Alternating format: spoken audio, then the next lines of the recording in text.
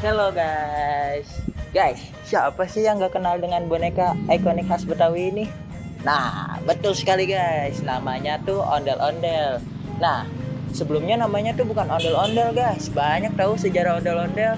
Nah, kalau kalian belum tahu, mari kita belajar sejarah ondel-ondel. Ya,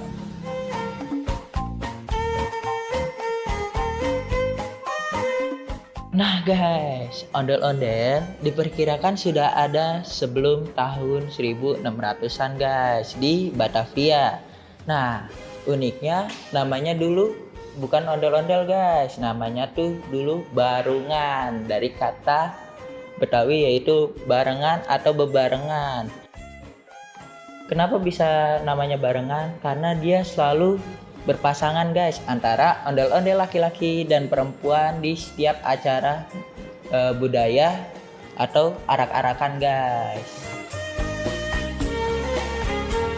Kalau kalian perhatikan, wajah barungan pada zaman dahulu itu terlihat seram guys. Nah, zaman dulu berfungsi untuk menolak bala tahu sih guys.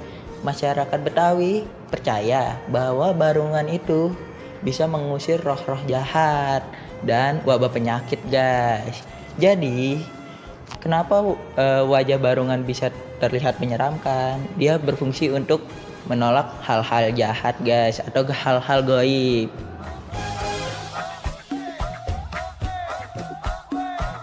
Nah, masuk era modern, namanya pun berubah menjadi ondel-ondel guys.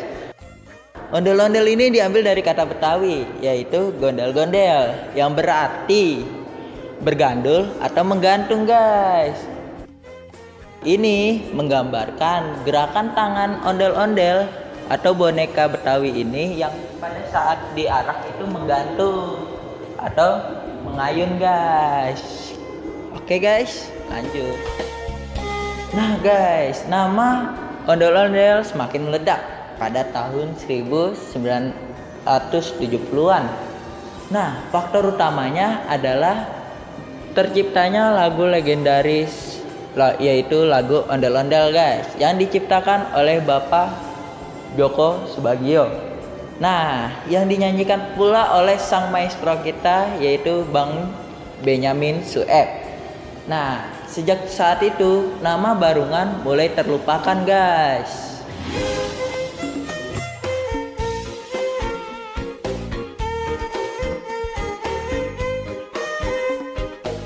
Nah guys, sekarang fungsi ondel-ondel bukan lagi menjadi urusan mistis tahu sih guys. Nah, fungsi ondel-ondel sekarang menjadi penyemarak suasana guys. Contohnya di pesta pernikahan, peresmian gedung, dan festival budaya guys. Benar-benar menjadi hiburan rakyat. Wajahnya pun sekarang menjadi lebih ramah, lebih manis, dan tidak seseram seperti dulu guys. Benar-benar menjadi simbol kegembiraan warga Jakarta tahu sih guys. Ya.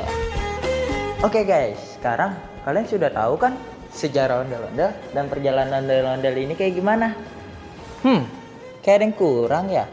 Kalau yang di kepala ondel-ondel ini apa ya?